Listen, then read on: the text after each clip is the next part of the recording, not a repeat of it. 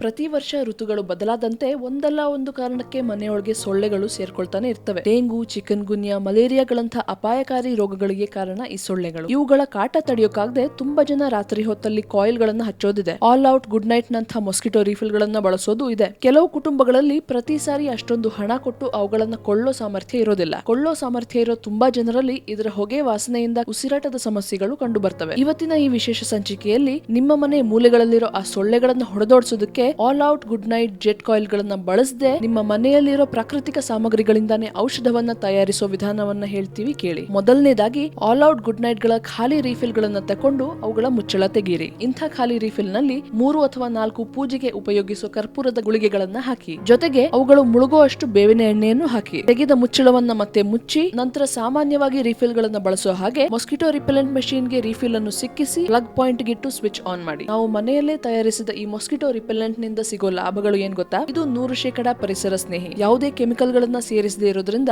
ಆರೋಗ್ಯಕ್ಕೆ ಯಾವುದೇ ಹಾನಿ ಉಂಟಾಗಲ್ಲ. ಕರ್ಪೂರದ ಪರಿಮಳದಿಂದ ಉಸಿರಾಟದ ಸಮಸ್ಯೆ ನಿವಾರಣೆ ಆಗುತ್ತೆ. ಬೇವಿನ ಎಣ್ಣೆ ವಾಸನೆಯಿಂದ ಶರೀರದಲ್ಲಿ ಹಾನಿಕಾರಕ ಬ್ಯಾಕ್ಟೀರಿಯಾಗಳು ನಾಶವಾಗುತ್ತೆ. ಈ ಬ್ರಾಂಡೆಡ್ ಸೊಳ್ಳೆ ನಿವಾರಕಗಳಿಂದ ಉಸಿರಾಟಕ್ಕೆ ಸಂಬಂಧಿಸಿದ ರೋಗಗಳು ಬರೋ ಸಾಧ್ಯತೆ ಇರುತ್ತೆ. ಆದರೆ ಮನೆಯಲ್ಲೇ ತಯಾರಿಸಿದ ಈ ನಿವಾರಕವನ್ನ ಹಸುಗುಸುಗಳಿದ್ದ ಮನೆಗಳಲ್ಲೂ ಬಳಸಬಹುದು. ಈ ಎಲ್ಲಾ ಲಾಭಗಳ ಜೊತೆಗೆ ಕರ್ಪೂರ, ಬೇವಿನೆಣ್ಣೆಯ ಮಿಶ್ರಣ ನಿಮ್ಮ ಜೇಬಿನ ಮೇಲೂ ತುಂಬಾ ಹಗುರ. ನಿಮ್ಗೆ ಇವತ್ತಿನ ಈ ಟಿಪ್ಸ್ ಇಷ್ಟ ಆಗಿದ್ರೆ ಲೈಕ್ ಮಾಡಿ, ಕಮೆಂಟ್ ಮಾಡಿ, ಶೇರ್ ಮಾಡಿ, ನಮ್ಮನೆ ಡಾಕ್ಟರ್ಗೆ ಸಬ್ಸ್ಕ್ರೈಬ್ ಮಾಡಿ.